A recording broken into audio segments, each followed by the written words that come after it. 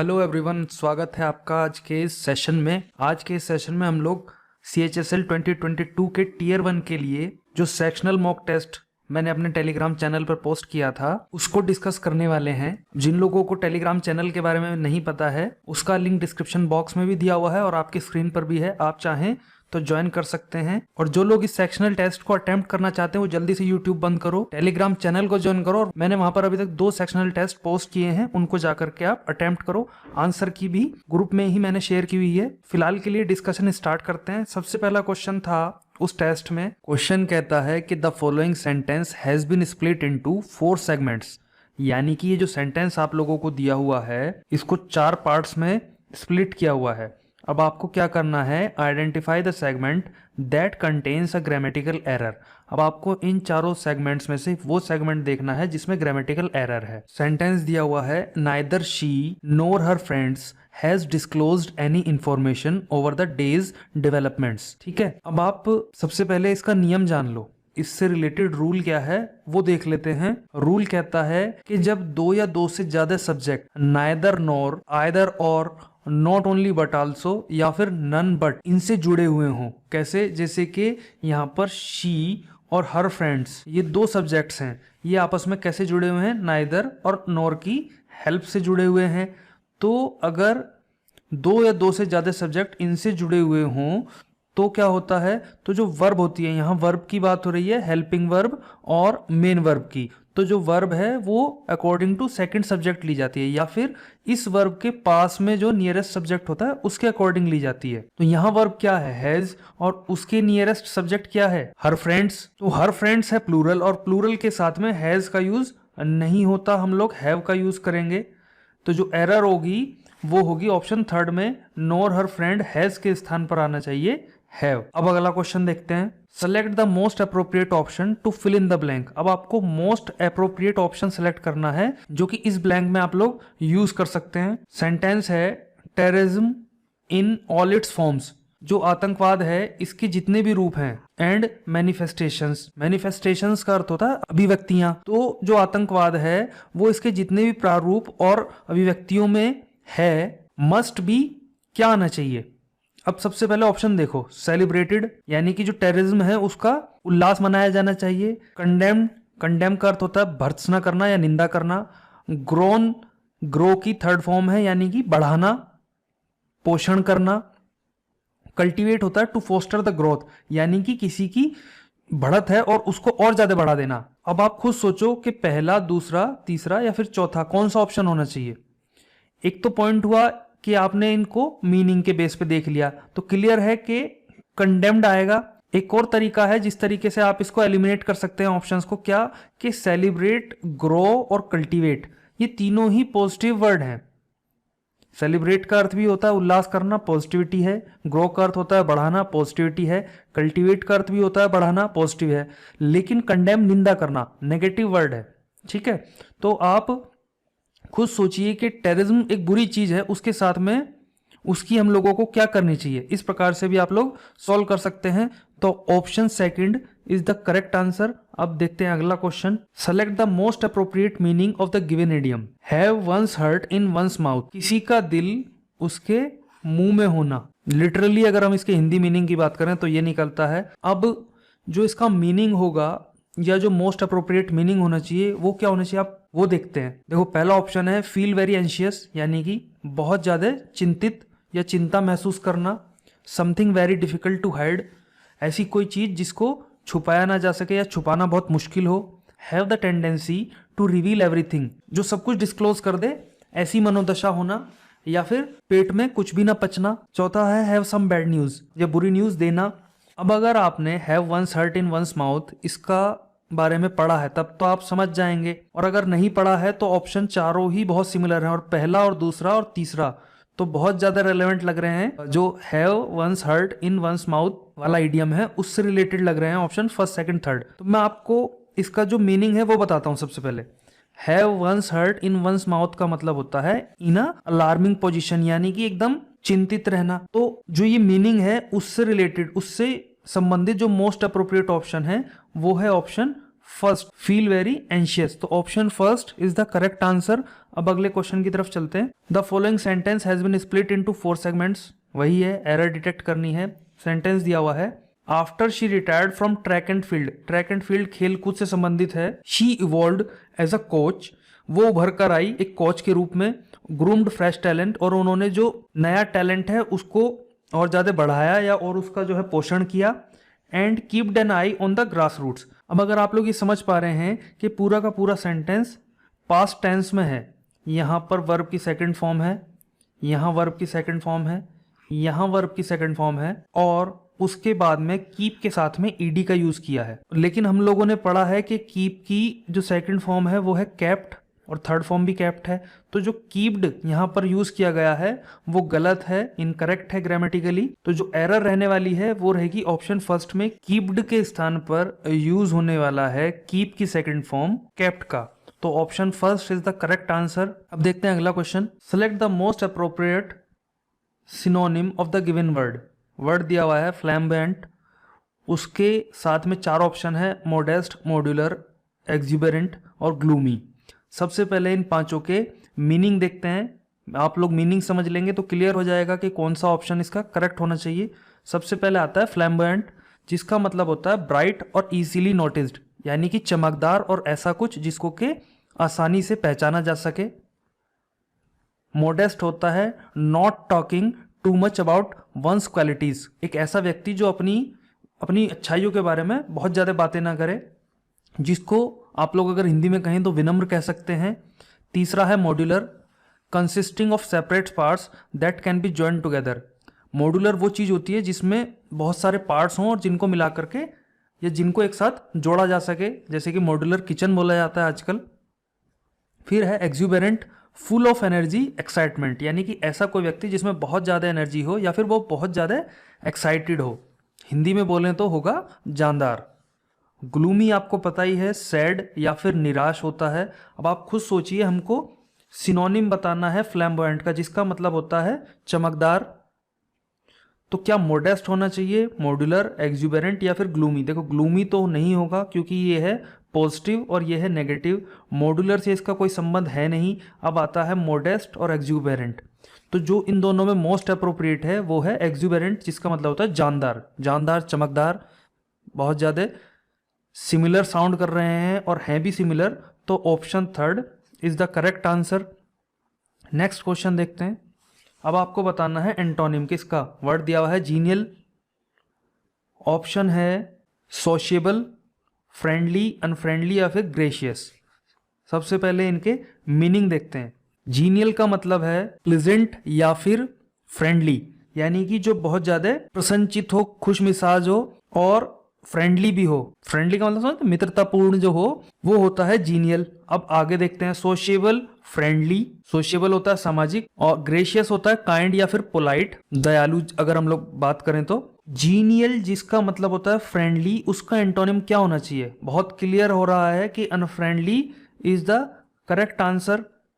Next question है, select the most appropriate option that can substitute the underlined segment in the given sentence. इस sentence में एक portion है underlined.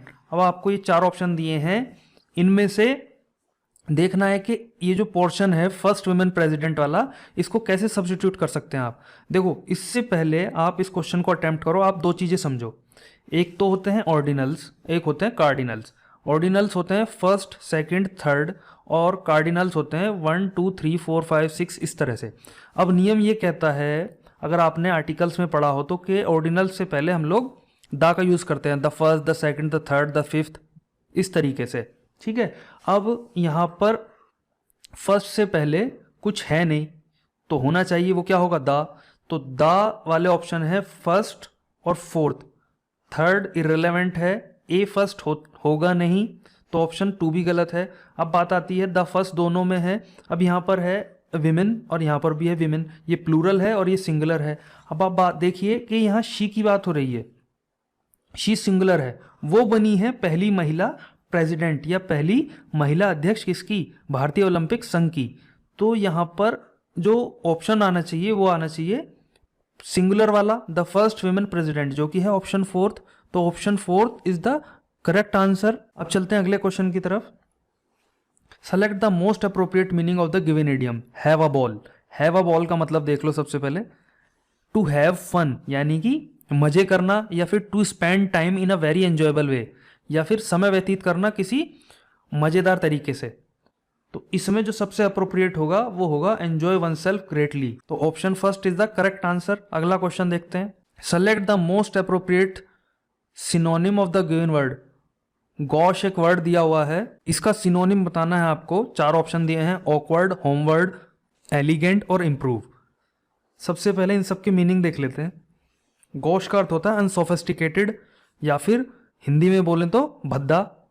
Awkward भी भद्दा होता है। होमवर्ड होता है घर की ओर। एलिगेंट आकर्षक, और इम्प्रूव होता है सुधार करना। तो अब आप ऑप्शन से एलिमिनेट कर सकते हैं कि इसका सबसे सही आंसर कौन सा होगा। गॉश का अर्थ होगा ऑकवर्ड, तो option first is the correct answer. अब चलते हैं अगले क्वेश्चन की तरफ।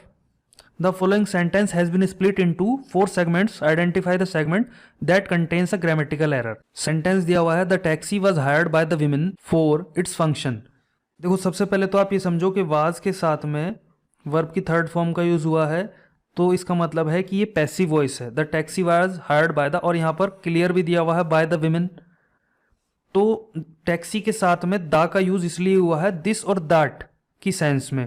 वाज हायर्ड सही है क्योंकि ये पैसिव वॉइस है। टैक्सी सिंगुलर है तो उसके साथ में वाज का यूज हुआ है।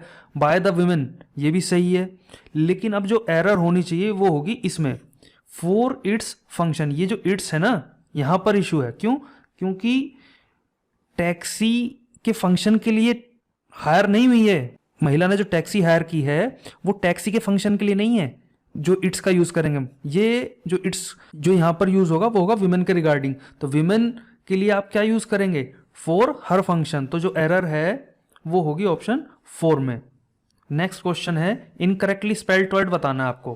पहला है यूनिलेटरली, दूसरा है एफेबल, तीसरा है एसोसिएशंस, और चौथा है इनहेरेंट। चारों के मीनिंग देख लो और सही स्पेलिंग भी हम लोग वहीं देखेंगे। यूनिलेटरली का अर्थ होता है एक तरफा, और इसकी स्पेलिंग भी सही है। अफेबल की स्पेलिंग गलत है, जिसका मतलब होता है फ्रेंडली या फिर मिलनसार। अफेबल में देखो 2 एफ आते हैं। स्पेलिंग का एक नियम ये भी कहता है ना कि अगर आगे भी वोवल और पीछे भी वोवल तो बीच में जो लेटर रहने वाला है उसको आप 2 बार यूज करेंगे, लेकिन ये नियम का एक्सेप्शन बहुत ज़्यादा है। तो स्पेलिंग के रूल से ज़्यादा तो उसके ज़्यादा एक्सेप्शंस हैं। खैर फिलहाल के लिए अफेबल गलत स्पेलिंग है, एसोसिएशन सही है जिसका मतलब होता है संग, इनहेरेंट भी सही है जिसका मतलब होता है कि बेसिक पार्ट ऑफ समबडी, आपका कुछ जो मूल भाग है उसको बोला जाता है इनहेरेंट, जिसको हिंदी में अंतर्निहित भी बोलते हैं। तो option second is the correct answer. Next question is, select the option that can be used as a one word substitute for the underlined group of words. Ramesh is such a person, Ramesh एक ऐसा आदमी है who is disdainful of intellectual values. Intellectual होता है बौद्धिक, जो बौद्धिक मूल्य हैं उनका तिरस्कार, डिस्डेन होता है तिरस्कार करना। तो रमेश एक ऐसा व्यक्ति है जो कि बौद्धिक मूल्यों का तिरस्कार करता है। ठीक है, अब सबसे पहले ये जो 4 ऑप्शंस दिए हुए हैं इनको देखो, फिलिस्टाइन, इरेसिबल, लिबर्टीन और फ्लैगमेटिक। इन चारों के मीनिंग देख लेते हैं सबसे पहले ना। फिलिस्टाइन होता है someone who does not like और understand the beauty of art, literature, music etcetera. एक ऐसा व्यक्ति जिसको ना तो जो आर्ट यानी कि कला, साहित्य और संगीत की जो ब्यूटी है ना, जो सुंदरता है, उसको वो पसंद नहीं करता। ठीक है, नेक्स्ट देखो, इरेसिबल, क्विक टेम्पर्ड यानी कि शॉर्ट टेम्पर्ड, जो जल्दी गुस्सा हो जाता है उसको इरेसिबल बोलते हैं। लिबर्टीन होता है someone who leads an immoral life, जो एक ऐसा व्यक्ति जो अनैतिक जीवन जीता हो। या फिर इसको एक और मीनिंग आप ये भी ध्यान रख लीजिएगा, a free thinker in matters of religion. एक ऐसा व्यक्ति जो कि खुली सोच रखता हो रिलीजन के संबंध में या फिर संप्रदाय के संबंध से रिलेटेड मैटर्स के संबंध में, जिसकी सोच खुली हुई हो। चौथा है phlegmatic, someone who can't easily be made angry. एक ऐसा व्यक्ति जिसको आसानी से आप गुस्सा ना दिला सको या जिसको क्रोधित ना कर सको। एक शब्द में बात करें तो काम या फिर शांत चित्त। तो अब आप खुद सोचो इन चारों में से कौन सा मोस्ट अप्रोप्रिएट वर्ड है। Philistine is the most appropriate word, option first is the correct answer. Next question देखते हैं, parts of a sentence are given below in jumbled order, arrange the parts in the correct order to form a meaningful sentence. अब एक sentence को 4 parts में इन्होंने divide कर रखा है। लो वेज, पहला ऑप्शन है low wage production and depend on the virtues of. दूसरा है global competition often extend beyond the consideration of. तीसरा है however the compulsions of. The fourth है conducive ecosystem for firms to grow. Option first है low wage production, यानी कि जो कम मजदूरी वाला जो उत्पादन है, and depend on the virtues, virtue होता है गुण, गुणों पर डिपेंड करता है। अब आप खुद सोचो कि अगर ये वाला फर्स्ट ऑप्शन होता, मान लीजिए कि अगर सेंटेंस यहाँ से शुरू होता लो वेज प्रोडक्शन से, तो लो वेज प्रोडक्शन और इसके बीच में एंड, अगर एंड नहीं होता तब तो हम इसके बारे में सोच सकते थे। अब लो वेज प्रोडक्शन अगर सब्जेक्ट है तो इसकी वर्ब कहाँ है, क्योंकि यहाँ तो एंड आ गया।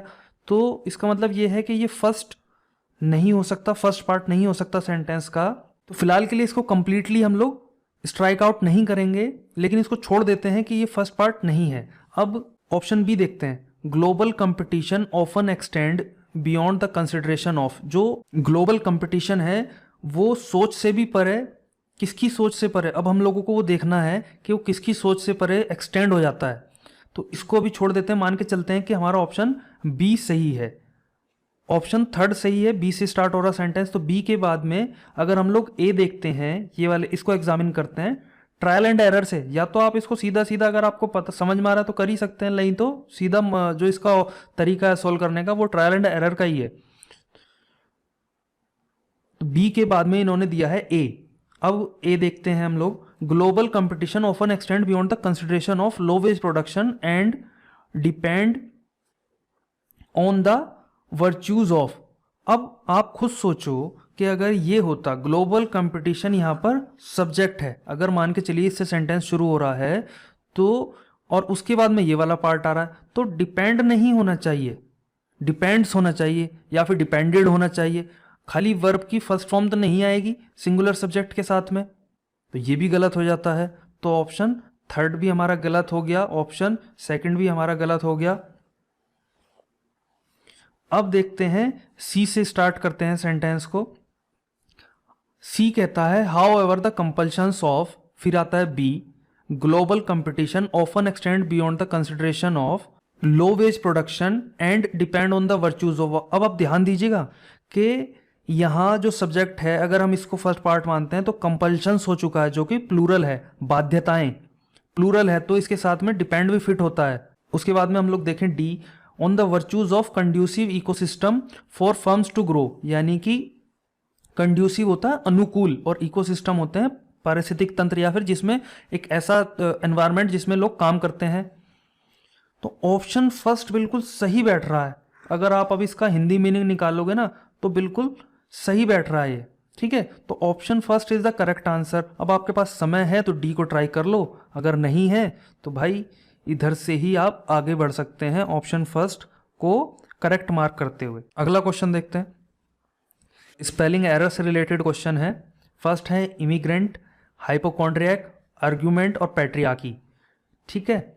सबसे पहले आप ये समझो, इमिग्रेंट होते हैं जो कि दूसरे देश से आकर के किसी देश में बसते हैं। हाइपोकॉन्ड्रियक होता है एक ऐसा व्यक्ति जो कि मैं बीमार तो नहीं हूं, बीमार तो नहीं हूं, इस बारे में जो है बहुत ज्यादा सोचता रहे। आर्ग्यूमेंट होता है बहसबाजी, और पैट्रियार्की होती है पितृसत्ता। देखो इमिग्रेंट की स्पेलिंग भी बिल्कुल सही है, हाइपोकॉन्ड्रियक की स्पेलिंग भी बिल्कुल सही है, और एक ऐसा वर्ड आर्ग्यूमेंट आपने सुना है, देखो आर्ग्यू की स्पेलिंग ये होती है ARGUE, और मेंट को आपको पता ही है। तो अगर आपने नहीं पढ़ा है तो बहुत ज़्यादा संभावना है इस क्वेश्चन को गलत करने की, क्योंकि जब आर्ग्यूमेंट बनता है ना, आर्ग्यू और मेंट को मिला करके, तो भाई इसका ई खत्म हो जाता है, तो खाली जो रह जाता है वो रह जाती है स्पेलिंग ARGUMENT। तो option third is the correct answer, और सही स्पेलिंग है इसकी ARGUMENT, ठीक है। अगला क्वेश्चन देखते हैं, select the most appropriate option to fill in the blank.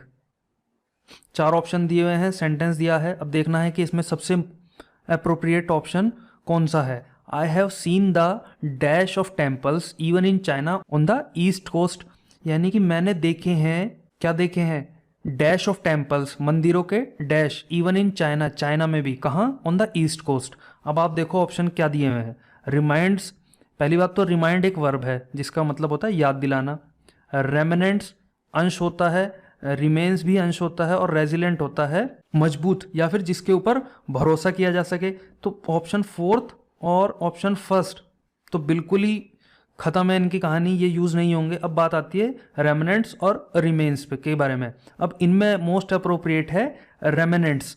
क्यों? क्योंकि जो रेमिनेंट्स की बात होती है वो होती है किसी बिल्डिंग के बचे हुए हिस्से के बारे में, या फिर कुछ ऐसा जिसका आधा पार्ट मतलब खत्म हो गया हो और बाकी बचा हो। और जबकि रिमेन्स की अगर हम बात करें ना, लिटरल जो फॉर्मल मीनिंग होता है वो होता है डेड बॉडी से रिलेटेड, यानी कि अवशेष, जो शरीर के अवशेष बच जाते हैं उनको रिमेन्स कहते हैं। तो अब यहाँ पर शरीर से संबंधित तो कुछ बात हो नहीं रही है, यहाँ पर किसी बिल्डिंग से या फिर किसी वस्तु से संबंधित बात हो रही है।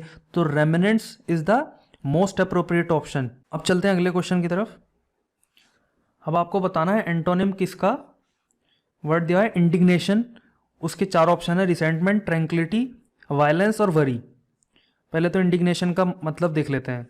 इंडिग्नेशन का मतलब होता है शॉक या फिर एंगर, झटका या फिर गुस्सा। रिसेंटमेंट होता है ए फीलिंग ऑफ एंगर, जिसको बोलते हैं रोष या फिर क्रोध की भावना। अब आपको बताना है इसका एंटोनिम, सिनोनिम नहीं बताना। अगर सिनोनिम होता तो रिसेंटमेंट ठीक रहता, लेकिन आपको बताना एंटोनिम। अब वायलेंस और वरी, ये तीनों, रिसेंटमेंट, वायलेंस, वायलेंस का अर्थ होता है हिंसा, वरी का अर्थ होता है चिंता, तीनों नेगेटिव वर्ड हैं। और आपको बताना है लेकिन एंटोनिम, और ट्रैंक्विलिटी का होता है शांति। तो एंगर या फिर शॉक का जो सिनोनिम, जो एंटोनिम होगा वो होगा ट्रैंक्विलिटी, जिसका अर्थ होता है शांति। ठीक है, next, most appropriate meaning of the given idiom. Idiom है कम टू अ हेड। इसके 4 ऑप्शन दिए हैं, टू स्टैंड अपराइट, सीधे खड़े होना, टू सफाइस, इसका मतलब होता है पर्याप्त होना। तीसरा, टू स्टिमुलेट अ हेडेक, यानी कि सिर दर्द करना। और चौथा है to reach a point at which some action is must, एक ऐसी स्थिति में पहुंच जाना जहां पर कोई एक्शन लेना बहुत जरूरी हो गया हो। देखो, कम टू अ हेड का मतलब होता है निर्णायक स्थिति में पहुंचना। तो इस हिसाब से option 4th is the most appropriate option, या मोस्ट अप्रोप्रिएट मीनिंग जो इस इडियम का रहने वाला है वो रहेगा ऑप्शन 4th। नेक्स्ट क्वेश्चन देखते हैं।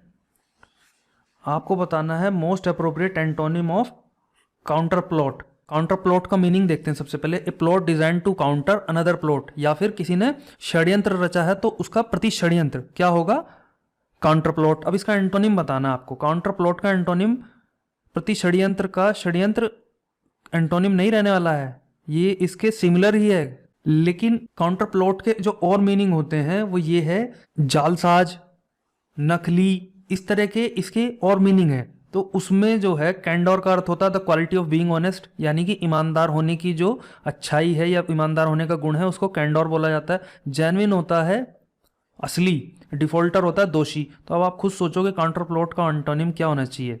कॉन्स्पिरेसी नहीं होगा, होगा तो जेन्युइन। नेक्स्ट क्वेश्चन देखते हैं। From among the words given in bold select the incorrectly spelled word in the following sentence. अब ये एक सेंटेंस दिया हुआ है आपको, काफी अच्छा खासा लंबा सेंटेंस दिया हुआ है।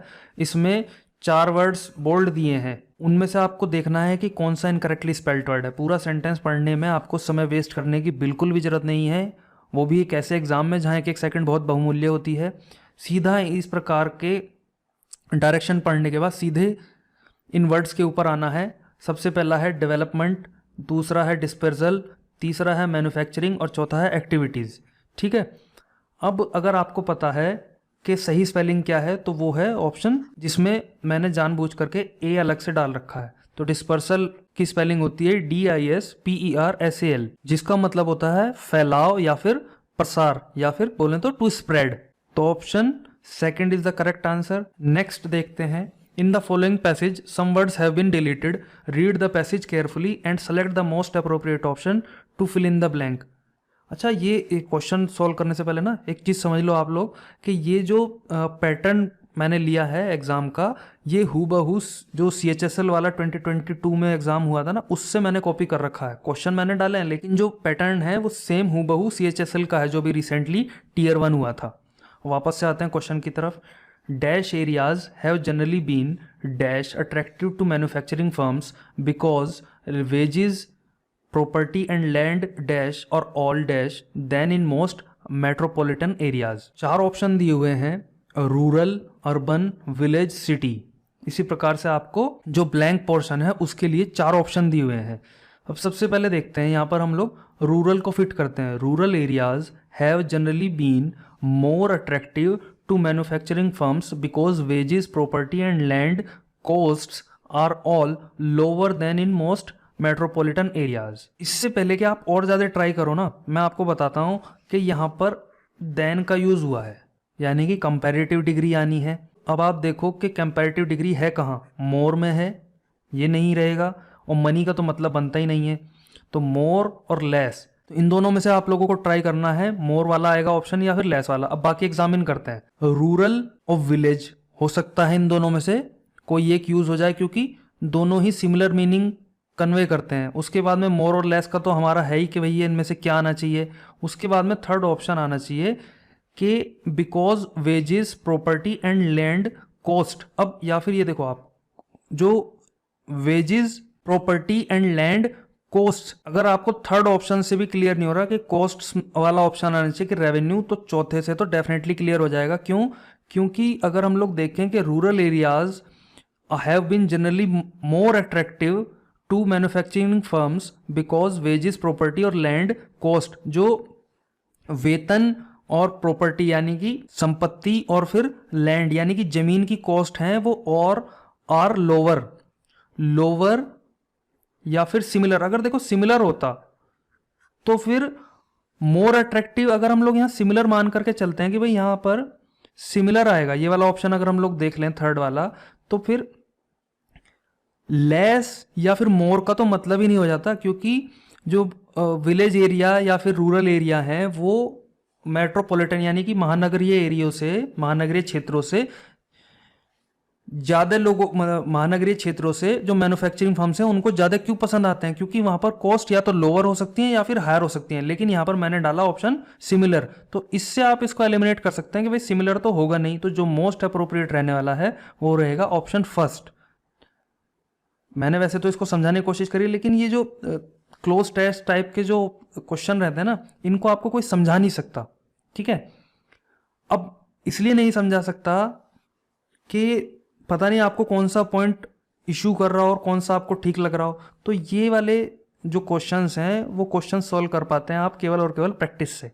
जब आप पढ़ेंगे, प्रैक्टिस करेंगे, तो कुछ चीज़ें आपके दिमाग में छप जाएंगी। चलते हैं अगले क्वेश्चन की तरफ। अब देखते हैं कॉम्प्रिहेंशन से रिलेटेड 5 क्वेश्चंस। सबसे पहला है, it is dash that the trained person who perform the ritual go into a trance. Trance होता है एक ऐसी मेंटल स्टेट जिसमें आदमी चला जाए तो उसको ये पता नहीं रहता कि बाहर हो क्या रहा है। हिंदी में बोले तो सुषुप्त। के साथ 4 ऑप्शन दिए हुए हैं, it is known, it is believed, it is thought या फिर बिलीफ। देखो बिलीफ तो नाउन है जिसका मतलब होता है आस्था, तो नाउन तो यहाँ पर नहीं आएगा। ऑप्शन बचते हैं फर्स्ट, सेकंड और थर्ड। ऐसा जाना जाता है, ऐसा माना जाता है या ऐसा सोचा जाता है, इनमें से मोस्ट अप्रोप्रिएट कौन सा होना चाहिए? तो ऑप्शन सेकंड मोस्ट अप्रोप्रिएट है, जिसको अगर हम लोग यहाँ पर यूज़ करते हैं तो हिंदी अर्थ कुछ इस प्रकार से बन जाएगा कि ऐसा माना जाता है, इट इज़ बिलीव्ड दैट, कि जो ट्रेंड पर्सन्स हैं या फिर प्रशिक्षित व्यक्ति हैं जो कि रिचुअल का अर्थ होता है रिवाज, जो कि इस रिवाज को परफॉर्म करते हैं या निभाते हैं, गो इनटू अ ट्रांस। अभी ट्रांस के बारे में बता ही दिया है आपको कि वो उस सुषुप्त अवस्था में चले जाते हैं। एंड ट्रांसफॉर्म देमसेल्फ, और खुद को ट्रांसफॉर्म कर लेते हैं, डैश सेकंड को देख लेते हैं पहले। सेकंड कहता है, यहाँ पर 1 की जगह आप लोग 2 मानिए, टाइपो समझ के इसको इग्नोर कर दीजिए। तो transform themselves dash into gods to protect the village from calamities. Calamities होता है आपदाएं, तो जो गांव है उसको आपदाओं से बचाने के लिए जो कलाकार हैं वो खुद को ट्रांसफॉर्म कर लेते हैं गॉड्स में। और कैसे ट्रांसफॉर्म कर लेते हैं? टेम्परली, परमानेंटली, कंप्लीटली या फिर नैरोली। टेम्परली होता है अस्थायी रूप से, परमानेंटली स्थायी रूप से, कंप्लीटली पूर्ण रूप से, और नैरोली बाल बाल बचा, नेगेटिव सेंस है तो नैरोली तो नहीं आएगा। खैर, अब बात आती है कि स्थायी, अस्थायी या पूर्ण रूप से कौन सा होना चाहिए। आप खुद सोचो कि कोई खुद को जो है देवताओं में परमानेंट ट्रांसफॉर्म कर सकता है क्या? कोई एक पर्टिकुलर कैरेक्टर का वेश धारण करता है तो वो टेम्परेली करता है ना, परमानेंटली नहीं करता, ना ही वो कर सकता, वो कैरेक्टर वो बन नहीं जाएगा। और कंप्लीटली भी यहाँ पर उतना अप्रोप्रिएट नहीं है जितना कि टेम्परेली है। तो option first is the correct answer. अब बढ़ते हैं आगे। फिर है the essence, beauty and perspective of the dash ritualistic exercise rides on faith and contemporary stories that fleet through past, present and future. आपको देखना है कि ऑप्शन दिए हुए हैं 4, ओल्ड, न्यू, लेटेस्ट और एंशिएंट। अब यहाँ पर बात हो रही है किसी कला की, तो वो कला के साथ में आप न्यू और लेटेस्ट का यूज़ नहीं कर सकते, ठीक है। कला संभवतः पुरानी होगी, और जो इस पैराग्राफ का सार निकल रहा है वो ये है कि किसी क्लासिकल या फिर एंशिएंट कला की यहाँ पर बात हो रही है। तो ओल्ड और एंशिएंट में भी जो मोस्ट अप्रोप्रिएट है वो है एंशिएंट। तो इसको अगर हम एंशिएंट को यूज़ करते हैं तो मतलब क्या हो जाएगा कि जो एसेंस का मतलब होता है सार, ब्यूटी सुंदरता, और पर्सपेक्टिव होता है दृष्टिकोण या परिप्रेक्ष्य। ये जो एंशिएंट प्राचीन रिचुअलिस्टिक एक्सरसाइज है, इसका सार, इसकी सुंदरता और इसका परिप्रेक्ष्य है वो rides on faith. Ride on का अर्थ हो जाएगा निर्भर होना, तो वो किसके ऊपर निर्भर करता है? फेथ, विश्वास, और जो कंटेम्प्रेरी स्टोरीज हैं, समकालीन जो कथाएं हैं, जो कि फुदक कर, फ्लिट कर होता है फुदक कर आना, तो तेजी से जो है, जो कि तेजी से पास्ट, प्रेजेंट और फ्यूचर में फुदक कर या फिर आगे बढ़ती आई हैं, उनके ऊपर ये निर्भर करता है, ठीक है। तो यहाँ पर रिचुअलिस्टिक से पहले आएगा एंशिएंट। आगे चलते हैं, ऑप्शन 4 में क्या होना चाहिए वो देख लेते हैं। It is suitably dash by folk and classical music. जो लोक और क्लासिकल म्यूजिक है, और जो स्टाइलिश डांस और ड्रम्स हैं, और elaborate costumes and visual exaggeration, realism and fantasy, ये सब जो भी क्वालिटीज़ हैं, ये सब जो भी फिगर्स हैं, वो इस कला को और ज़्यादा बढ़ाते हैं या उसकी और ज़्यादा मदद करते हैं। तो यहाँ पर क्या ऑप्शन होना चाहिए? जॉइंट, एडिड या फिर जनरलाइज। देखो जनरलाइज की कोई सेंस नहीं बनती, इस एडिड की, और फिर ये ऐड होता है योग करना, या फिर ये ऐड होता है सप्लीमेंट टू सप्लीमेंट। तो यहाँ पर जो मोस्ट अप्रोप्रिएट ऑप्शन या जो सही वर्ड होना चाहिए वो होना चाहिए ऑप्शन 3 विच इज एडिड। अब क्यों होना चाहिए भाई, वो तो आप लोग जब इसको ना अपने स्तर से और इसको बहुत अच्छी तरीके से समझोगे इसके हिंदी मीनिंग के साथ में, तभी आप लोगों को समझ में आएगा कि एडिड क्यों होना चाहिए। मैंने आपको बता दिया एडिड का मतलब होता है सप्लीमेंट, यानी कि बढ़ाना और ज़्यादा। कोई अगर चीज़ है 19 अगर कोई चीज़ है तो उसको 20 करना, यानी कि एडिड हो जाएगा। ये वाला एडिड नहीं होगा, इसका अर्थ होता है योग करना, ठीक है। तो it is suitably aided by folk and classical music, और आगे फिर जो भी इन्होंने कहा है। अब अगले क्वेश्चन की तरफ चलते हैं, क्वेश्चन नंबर 25, जिसमें आपको ऑप्शन नंबर 5 में देखना है कि कौन सा आना चाहिए। As art is use to give, जैसे कि आर्ट या फिर कला का प्रयोग किया जाता है क्या? गिव सब्सक्रिप्शन, एक्सप्रेशन, रिग्रेशन या फिर रिसेशन। रिसेशन का अर्थ होता है मंदी, कला का और मंदी का कोई मतलब है नहीं। सब्सक्रिप्शन होता है अंशदान, उसका भी कोई मतलब नहीं है। रिग्रेशन होता है पीछे लौटना, उसका भी कोई मतलब यहाँ निकलता नहीं है। तो ये बहुत सिंपल सा एक क्वेश्चन रहने वाला है, जिसमें ऑप्शन 2 यानी कि एक्सप्रेशन, जिसका अर्थ होता है अभिव्यक्ति, यानी कि जो कला है उसका यूज किया जाता है किसके लिए? अभिव्यक्ति देने के लिए। किसको अभिव्यक्ति? कल्चर, संस्कृति को अभिव्यक्ति देने के लिए कला का यूज किया जाता है। किसके जरिए? Through the tales of myths, legends and superstition. Superstition होता है अंधविश्वास। It also provides the rational for religious belief and practices. फिर आगे ये कला के बारे में ही कह रहे हैं, ये जो इट यूज हुआ है वो कला के बारे में है। इट ऑल्सो प्रोवाइड, ये उपलब्ध कराता है रेशनल का मतलब होता है तर्क, किसके लिए? जो हमारे सांप्रदायिक विश्वास और फिर जो हमारी सांप्रदायिक जो हमारी प्रक्रियाएं हैं, जो हमारी सांप्रदायिक आचरण हैं, उनके लिए भी एक ये तर्क उपलब्ध कराता है। ऐसे ही और क्वेश्चंस और सेक्शनल टेस्ट अटेम्प्ट करने के लिए मैंने पहले ही वीडियो के शुरू में आप लोगों को बताया कि आप क्वेश्चन बॉक्स, जिसका लिंक मैंने जो है डिस्क्रिप्शन बॉक्स में दिया हुआ है, वो ज्वाइन कर सकते हैं। वीडियो के अंत तक बने रहने के लिए आपका बहुत बहुत धन्यवाद। Thank you very much.